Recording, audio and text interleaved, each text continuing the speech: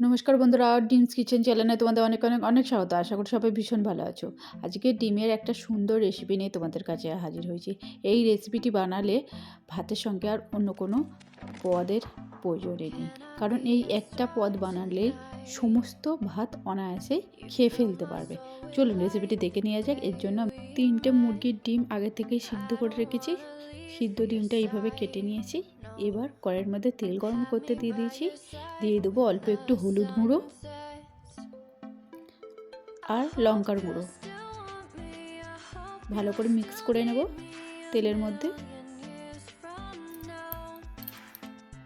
এবার কেটে রাখা ডিমগুলো এইভাবে করে তেলের মধ্যে সাজিয়ে ভালো করে ভেজে নেব। দেখুন ভাজা কমপ্লিট হয়ে গেছে। এবার তুলে নিয়েছি, কত সুন্দর রঙটা এসেছে দেখতেই পাচ্ছেন।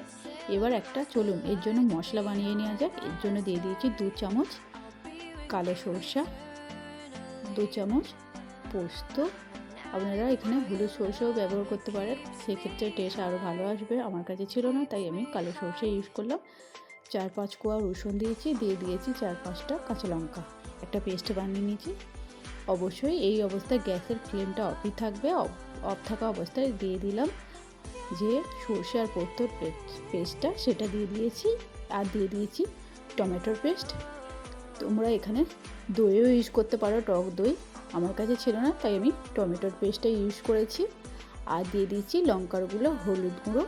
গ্যাসের ফ্লেম অবস্থায় এইগুলো ভালো করে মিক্স করে নিতে হবে। এইভাবে দিয়ে দেব লবণ পরিমাণ মতন। খুব ভালো করে মিক্স করে নিয়েছি। এবার ভেজে রাখা ডিমগুলো এইভাবে সাজিয়ে নেব।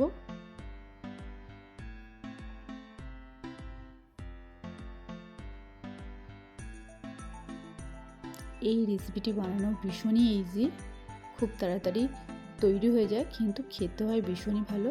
দিয়ে দিয়েছি 3টে চেরা কাঁচা লঙ্কা। ঝালটা আপনারা পরিমাণ বুঝে দেবেন। এবার একটা চামচের সাহায্যে এইভাবে গ্রেভিটা নিয়ে আমি ডিমের উপরে ছড়িয়ে দেব। দেখুন কিভাবে করছি।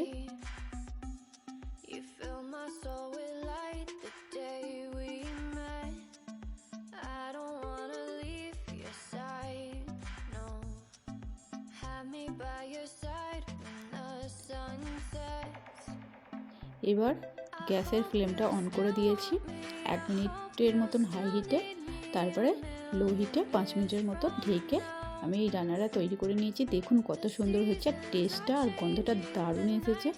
আর গরম ভাতের সাথে জাস্ট এই রেসিপিটি জমে যাবে। যদি রেসিপিটি ভালো লেগে থাকে অবশ্যই চ্যানেলটিকে সাবস্ক্রাইব করে ভিডিওটিতে একটি লাইক করে দেবেন আর কমেন্ট করে জানাবেন রেসিপিটি আপনাদের কেমন লাগলো।